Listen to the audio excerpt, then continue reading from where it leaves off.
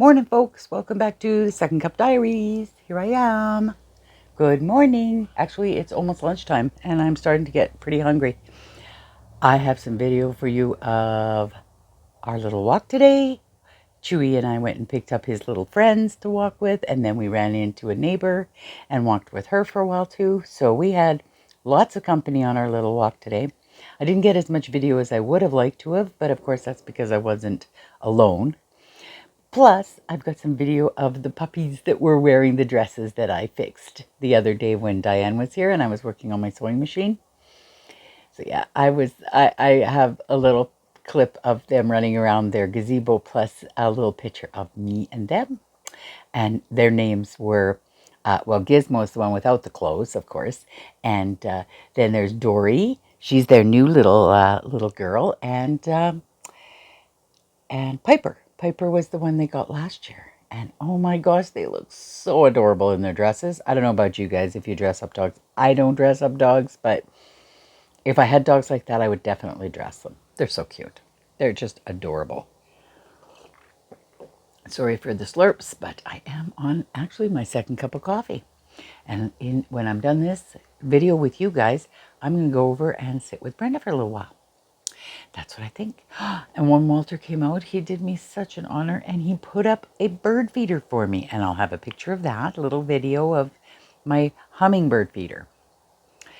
By the way, my video got uploaded last night in lickety-split time so that I could get it all posted for the Socks Along 2025. So if you haven't watched it, go back and watch it. The big prize winner of the yarn has already gotten in touch with her information.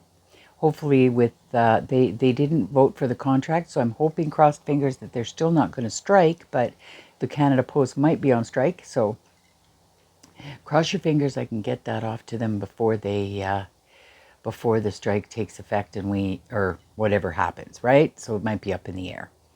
But yeah, it shouldn't be a problem with any luck. We might have to, or if we have to wait, right? So Sandy, congratulations. And yeah, and so far I haven't heard from the prize winner for the pattern prize that was graciously donated by Dawn from the Woven Almanac. Thank you so much again, Dawn. I love watching her videos. And Dawn, you seriously need to make more Woven Almanac podcasts, please. I really do like the vlogs, but yeah, I like the nitty stuff too, and the crochet and the cross stitch. And you make such gorgeous little items. She makes these little, she has a miniature dollhouse. And so she makes stuff for that too, and it's really nice. And she shops for that stuff too. It's so cool. Something I always wanted my daughters to get into was miniature houses, little miniature doll houses, and I really tried, but they just weren't into it. Maybe it's because I ran a daycare out of my home for 14 years and we always had tons of other toys to play with. They didn't need to have a dollhouse, and if they had a dollhouse, basically the daycare kids would play with it too. So instead, we had one of those big Fisher-Price doll houses, and I believe my daughter might even still have it because I gave it to her for the grandkids, and with all the pieces and all the parts. Remember those big Fisher-Price doll houses?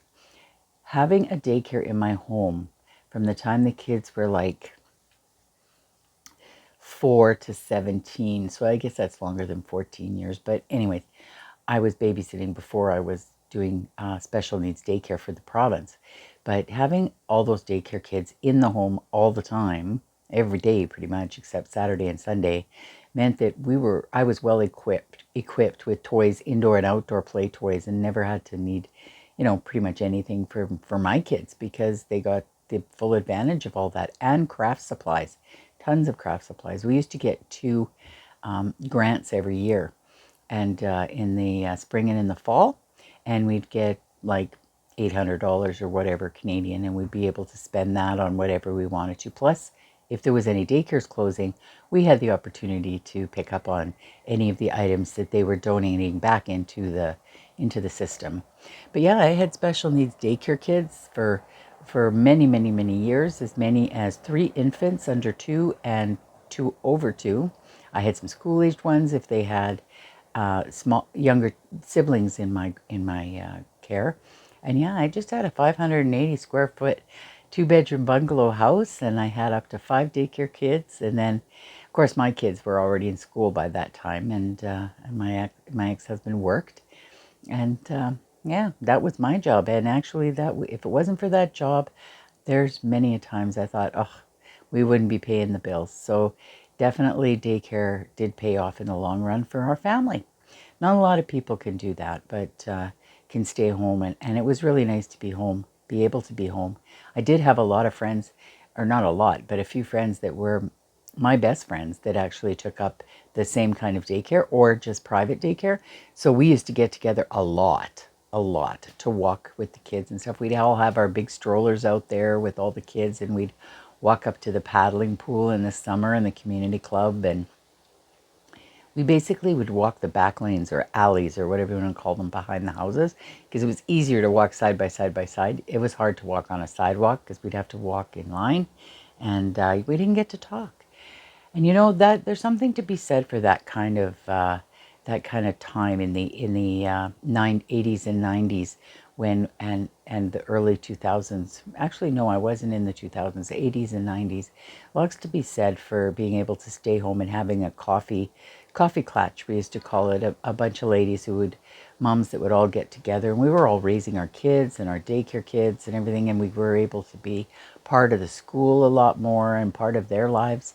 And there was a lot to be said for that kind of time growing up for our kids. They don't realize, I don't know if they realize how fortunate they were that we were able to stay home, because a lot of parents had to go out, and two-parent working families, and they weren't able to stay home. I know my daughter, Laura, she was very fortunate to be able to stay home with her kids until they were, I think, in grade 6. Not quite, I don't remember exactly, but they were already, going into elementary school and middle school before she had to go back to work as a healthcare aide, which I give her total credit for. Oh my gosh, Laura, you are doing wonderful. And my daughter Cheryl does wonderful as well. She's a school teacher. Not anymore. She's found other employment that is much more rewarding for her, and in a government position as well. So yeah, they're doing good, those girls of mine. I'm very, very, very proud of both of them for all they've achieved and accomplished in their lives. But other than that, that's about 7 minutes of holy blah, blah, blah. Boy, can I ever talk, eh? Anyways, I just wanted to come to you today and let you know that I am having a great weekend. I really don't think that I'm going to be staying out here next week. It's going to be so hot with the humidity. It's showing that we're going to have some rain, a little bit of rain, but the weather is going to be like 26 or 27 Celsius, but with the humidex, it's going to feel like 38. And I cannot handle the humidity. I will be sick. That is definitely something that is over the top for me. I can't do it. So I'll be heading home on Monday, and we'll see, depending on the weather, I'll be back maybe on the weekend. And I'm really hoping my grandson will come out with us, but we'll see. Tomorrow, my youngest is supposed to come and go tubing or swimming or whatever tomorrow, but we'll see. We'll see what happens. Walter is not really feeling very well, so he just got down here yesterday, and already, I don't know what it is. He's not been good. So we'll see how he makes out. He was talking about already going home earlier. So, and we are planning on going home Monday of the long weekend now, but we'll see. We'll see how it goes. But yeah, so I've got a few minutes of footage for you. It's going to be a short one today. I'm hoping to get a little bit of knitting done and get caught up on Coronation Street. That's another one. And The Librarians. We've been watching a series called The Librarians on Crave. And yeah, might as well. Anyways, we'll catch up on that this evening. We've got the Appy party tonight, so I'll be making mini egg rolls to go over to the appetizer party, and that'll be our supper pretty much. And maybe we'll play some cards, maybe catch a movie, and if it gets really hot, then I'm going to go jump in the river. I'm definitely going to go for a swim today. Yeah, I think that's on the agenda. Oh, and I'm going to grow my hair, you guys. I got talked into it. I always cut it so short, and then it always looks, starts to hit that stage, and I cut it again. But this time I'm hoping I can get past that ugly hairstyle stage, and maybe I'll get a few hair bands and put the hair bands up and grow some hair. Maybe I'll have some long hair before no time. Anyways, 10 minutes is up, and then I'll put in a couple of minutes of the video from our walk this morning. And yeah, take care, you guys. Have a great Saturday, and thank you for joining me for my second cup. See you tomorrow. Bye.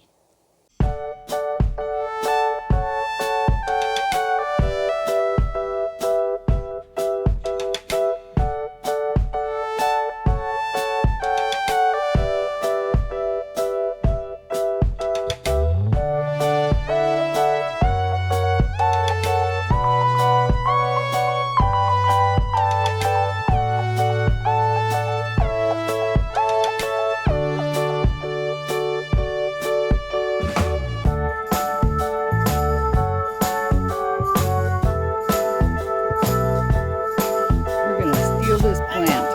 This is a mullet. Hi, guys. Good, good. Hi, Cooper. Hi, Jaya. Say good morning, Chewy.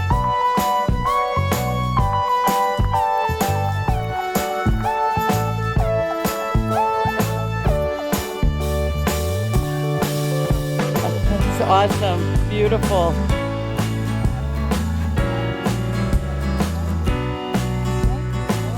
Let's go. Let's go, Bubba. Keep up with your friends.